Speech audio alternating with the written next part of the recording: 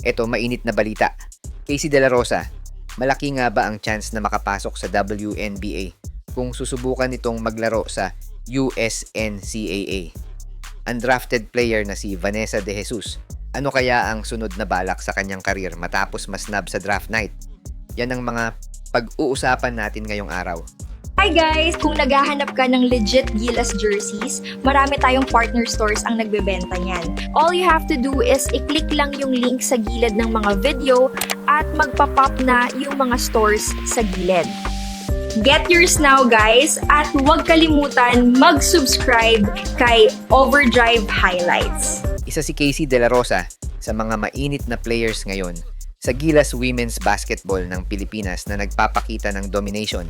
Hindi lang sa 5-on-5 dahil pati na rin sa 3x3 ay halimaw kung ituring si Casey ng mga fans nito. Pero maraming fans ang nagsasabi na pwede o may malaking chance si De La Rosa na ma-improve pa lalo ang kanyang skills kung susubukan nito maglaro sa USNCAA. Pero posible nga ba ang isang 6-footer ng Pilipinas ay makagawa ng history sa WNBA?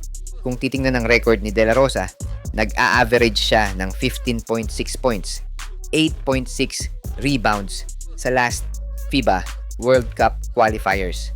Isang senyales na hindi basta-basta ang Filipina player sa 5-on-5 event. Siya lang naman ang bumuhat sa Pilipinas matapos talunin for the first time ang isang non-Asian team sa international stage, scoring 25 big points at massive 18 rebounds. Pangatlo din si Casey De La Rosa sa last FIBA Asia 3x3 Cup averaging 27.4 points. Samantalang numero 1 naman siya sa last FIBA 3x3 World Cup qualifiers scoring 34 points at talunin ang mga veteranang players on that event.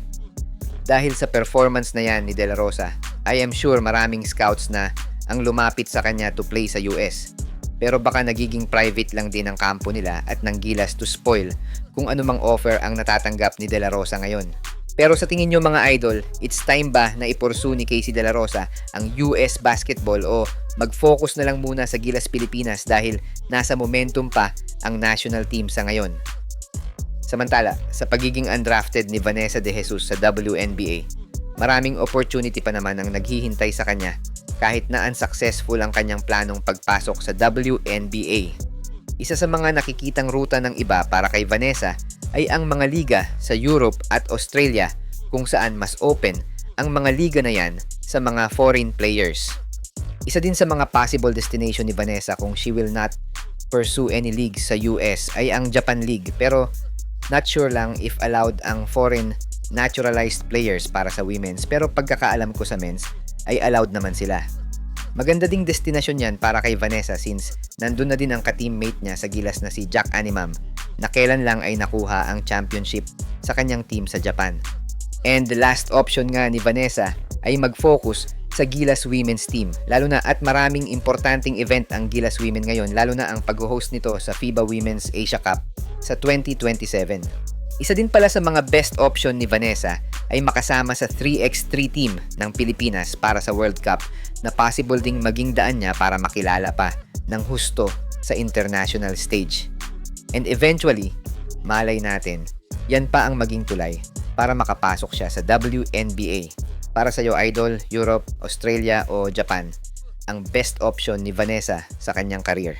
Sa mga gusto pala manood ng laban ng Gilas sa FIBA World Cup qualifiers nang walang delay at free for life, magbibigay po kami ng free live streaming link. All you have to do is i-like lang po ang aming Facebook at YouTube channel para mabigyan po kayo ng unlimited access sa mga sports games sa buong mundo.